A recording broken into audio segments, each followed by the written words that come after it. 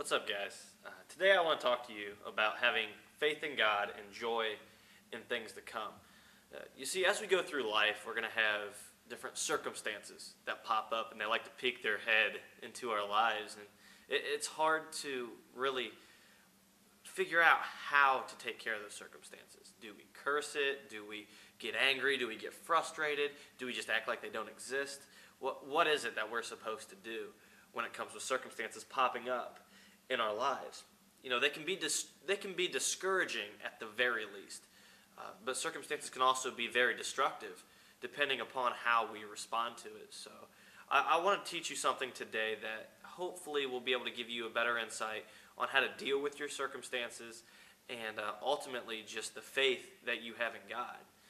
I don't want you to feel like you can be wavering in that area, because I want you to feel solid. I want you to feel comfort. So with this, I want to start by going to Hebrews chapter 12. The main verses 1 through 2 are going to be our main verses, but I'm going to refer back to chapter 11 mostly. Chapter 12, the very first word you see there is therefore. And whenever you see the word therefore, you need to ask yourself the question, what is it there for? So when you see the word therefore, it's telling us to go back to what was written before that, and that is Hebrews chapter 11, which I'm going to spend most of the time. You see, what I want you to really think about is your faith. That is how you're going to determine how you can deal with your circumstances and how you can get past all that. In chapter 11 of Hebrews, I'm going to read the first few verses. It says, "Now faith is the assurance of things hoped for, the conviction of things not seen. For by it the people of old received their commendation." Now, chapter 11 here can also be known as the Hall of Faith. This is the faith chapter. And the reason why it's known as that is because you have all these different Bible characters. You have all these different people who have lived their lives, and they are commended for their faith. And I want to give you a few of the examples. The first few, there are so many we can't go over all of them. So the first few I want to give to you, Abel, as you look in verse 4, it says, "By faith Abel offered to God a more acceptable sacrifice than Cain, through which he was commended as righteous." Now, God in this situation, what happened was Abel had given God a sacrifice. He had given, he was a sheep tender, Abel was. So he gave one of his sheep to God, and God thought it was pleasing. And so he blessed him through that. And as a result of that, Cain, his brother, the sacrifice that he gave, and it doesn't say why, but God didn't accept it. And what that really boils down to is Cain ends up getting jealous, and he ends up killing his brother Abel as a result. Now we see Abel with great faith. You see him with the faith that he has to give his sacrifice to God. And as a result, he gets killed for it.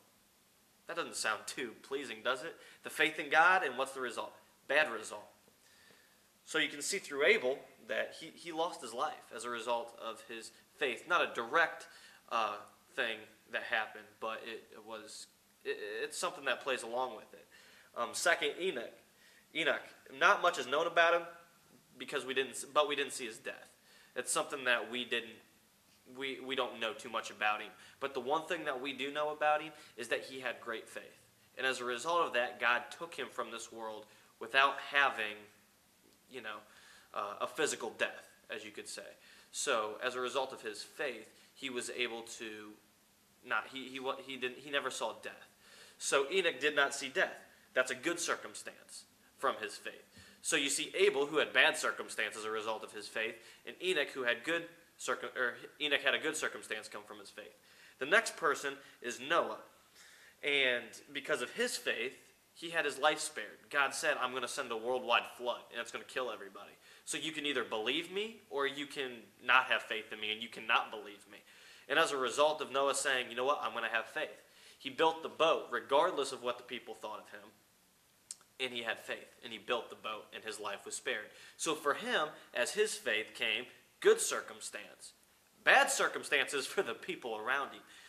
Great story, but kind of gruesome if you think about it. A worldwide flood that kills everybody.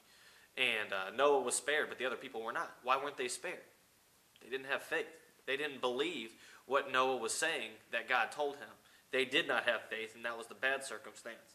So you can see all these circumstances, they have different endings. Some circumstances from faith can mean, oh, good circumstances can happen. I'm going to be blessed because of this. Or it can mean a bad circumstance. We have no idea what is going to come our way. What goes on in life is entirely up to God and a result of what happens on this earth. We can't control it. But the one thing that we can control is our response to that circumstance. And that is what I want to really hammer to you today. How do you respond when circumstances hit? How do you respond with that? So I want to go back to chapter 12 and read those two verses. It says, "Therefore, since we are surrounded by so great a cloud of witnesses, let us also lay aside every weight and sin which clings so closely. And let us run with endurance the race that is set before us, looking to Jesus, the founder and perfecter of our faith, who for the joy that was set before him endured the cross, despising the shame, and is seated at the right hand of the throne of God." There's three main things I want you to get out of this. The first is having faith in God does not bring exclusion from your circumstances. So what we need to look at when we think about that is, you know what? The people in the Bible, they did not have an exclusion either. Whether it was a good circumstance or bad circumstance, they still had to deal with it. They had to go through life. So look to your witnesses. Just understand that having faith in God does not minimize circumstances. Just look to the witnesses in the Bible that we have read. And I encourage you to read Hebrews chapter 11 on that.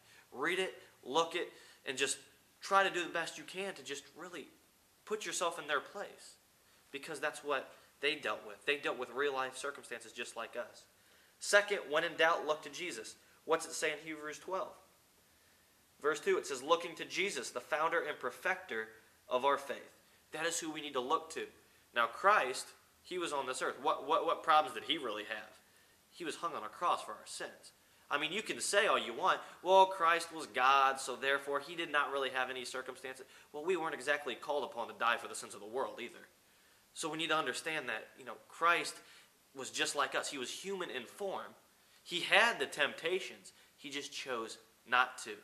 And as a result of his circumstance, what did he do? It says in the very next verse, it says that for the joy that was set before him, endured the cross, despising the shame, and is seated at the right hand of the throne of God. He looked towards the future. How he endured all that pain, all that suffering, and everything that he endured on this earth, it's because he was looking towards the future. So that's the third thing I want to give you advice to do. Look towards the future. When in pain, look at eternity. See, it doesn't seem like it now, but compared to this life, eternity is a whole lot longer. This life is so much smaller. I want to read a verse to you out of Romans. Romans chapter 8 and verse 18. It kind of gives us something to look forward to. It says, "For I consider that the sufferings of this present time are not worth comparing with the glory that is to be revealed to us." Paul's telling us right now, do not focus on the present things. Focus on the future. So as you go throughout this day, throughout this week, and throughout the rest of the year, just remember, my circumstance does not dictate how I have to act. You can have joy in your present pain because of the future glory that's been promised to us. I hope this is an encouragement to you. I encourage you to consistently be reading the Bible, be consistently reading, each week as we go through. Read the passages that I go through, because I don't have time to read through them all. I want to keep it as short as concise as possible. So I encourage you to be reading. I encourage you to be praying. And I want to most encourage you to be growing daily.